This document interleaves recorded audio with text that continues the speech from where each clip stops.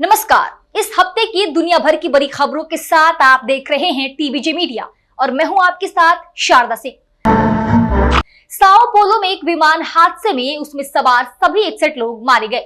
ये दुर्घटना तब हुई जब यह विमान ब्राजील के साओ पोलो के पास एक रिहायशी इलाके में दुर्घटनाग्रस्त हो गया।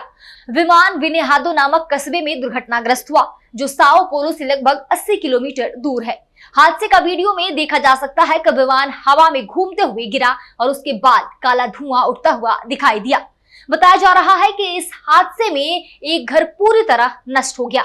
विमान के दुर्घटनाग्रस्त होने के कारणों का पता लगाने के लिए जांच जारी है, जिसमें बर्फ जमने या इंजन फेल होने जैसी संभावनाओं पर विचार किया जा रहा है।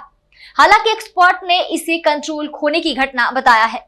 विमान का ब्लैक बॉक्स बरामद कर लिया गया है। यह दुर्घटना ब्राजील में 2007 के बाद सबसे घातक विमान हादसा है, जिसमें 199 लोगों की जान गई थी।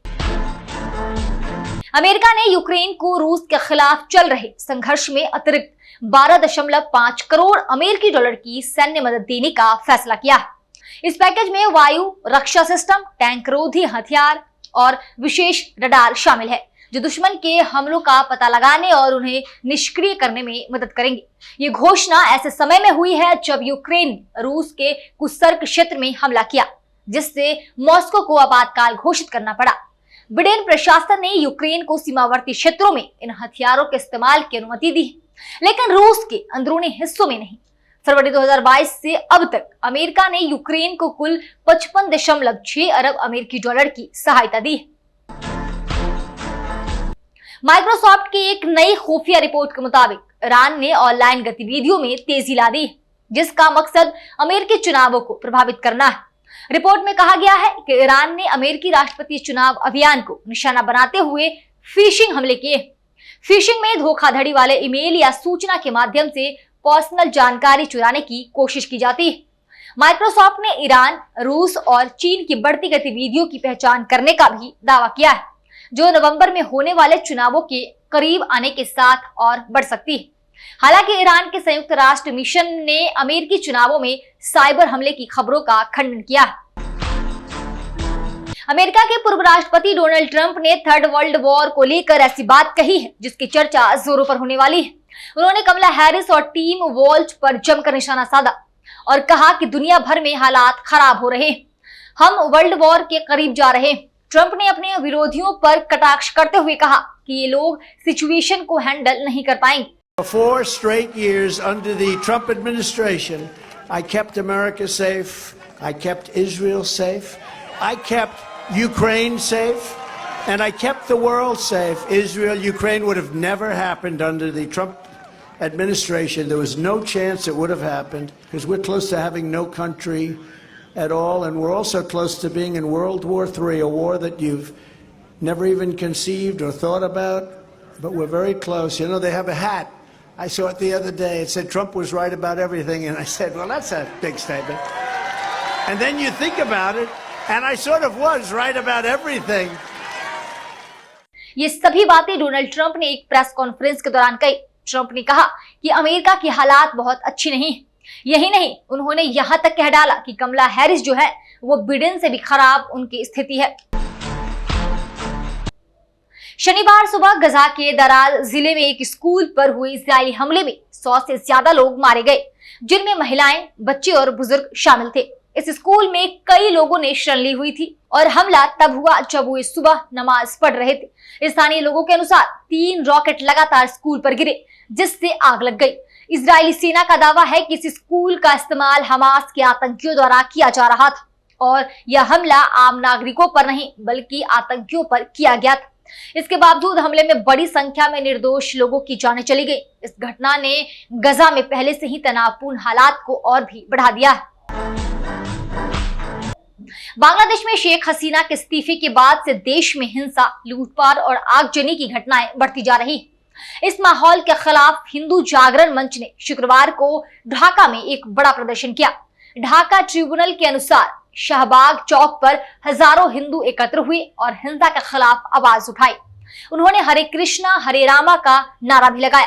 प्रदर्शनकारियों ने बताया कि दिनाजपुर में 4 हिंदू गांवों को जला दिया गया है, जिससे लोग बेसहारा हो गए और छुप कर रहने को मजबूर हैं। वे अल्पसंख्यक मंत्रालय की स्थापना, अल्पसंख्यक संरक्षण आयोग का गठन और संसद में अल्पसंख्यकों के लिए 10% सीटें आरक्षित करने की मांग कर रहे हैं।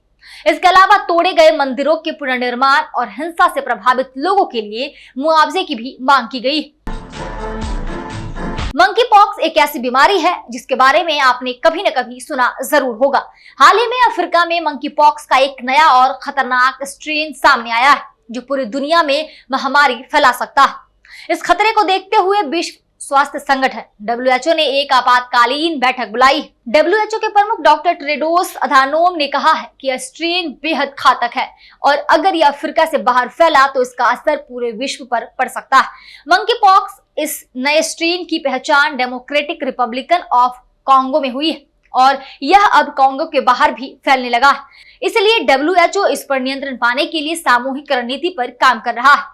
मंकी पॉक्स संक्रमण 3 से 17 दिनों के बाद अपना असर दिखाने लगता है। इसके बाद बुखार, स्किन में रैशेज, नसों का फूलना, सिर दर्द, बदन में ऐंठन, पीठ में दर्द, ठंडी और थकान जैसे लक्षण मरीज में दिखने लगते हैं। मंकी पॉक्स में रैशेज मुख्य रूप से मुंह, हाथ और पैरों में होते हैं।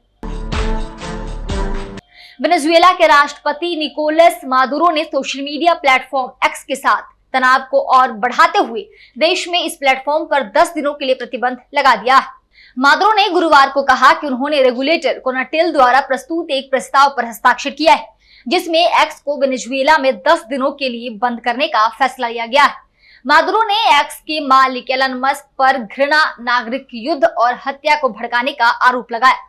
राष्ट्रपति चुनाव के विवाद के बाद से मादुरो और मस्क के बीच टकराव बढ़ गया है।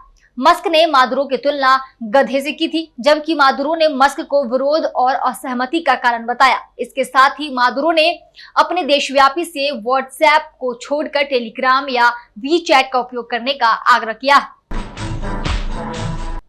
अमेरिकी सेंट्रल कमांड ने एक बयान में बताया कि उसने यमन में हूती विद्रोहियों के एक मिसाइल लॉन्चर, एक USV और 2 ड्रोनों को नष्ट कर दिया। इसके अलावा उन्होंने रेड सी के ऊपर हूतियों के 2 ड्रोनों को भी नष्ट कर दिया। अमेरिकी सेंट्रल कमांड ने अपनी सफाई में बताया है कि इन हथियारों से अमेरिका, उसके गठबंधन देशों और क्षेत्र में कमर्शियल जहाजों को खतरा था। गजा संघर्ष के बाद हूतियों ने अपने हमले बढ़ा दिए थे, जिससे अमेरिकी और सहयोगी देशों ने रेड सी क्षेत्र में शिपिंग सुरक्षा के लिए एक मल्टीनेशनल अलायंस का गठन किया।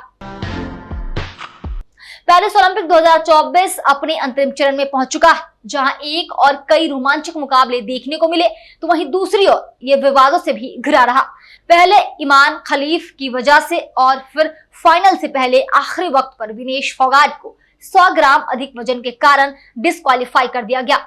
अब तक अमेरिका और चीन पदक तालिका में शीर्ष पर बने हुए हैं। भारत के लिए एकमात्र सिल्वर मेडल जैवलिन थ्रो में नीरज चोपड़ा ने जीता। वहीं निशानेबाज मनु भाकर ने निशानेबाजी में एक ओलंपिक में 2 मेडल जीतकर इतिहास रच दिया। पेरिस ओलंपिक का समापन समारोह 11 अगस्त को होगी, जिसकी तैयारियां भी जोरों पर है। दुनिया भर की अहम खबरों में फिलहाल इतना ही। तब तक के लिए मुझे दीजिए इजाजत और देखते रहिए TVJ मीडिया।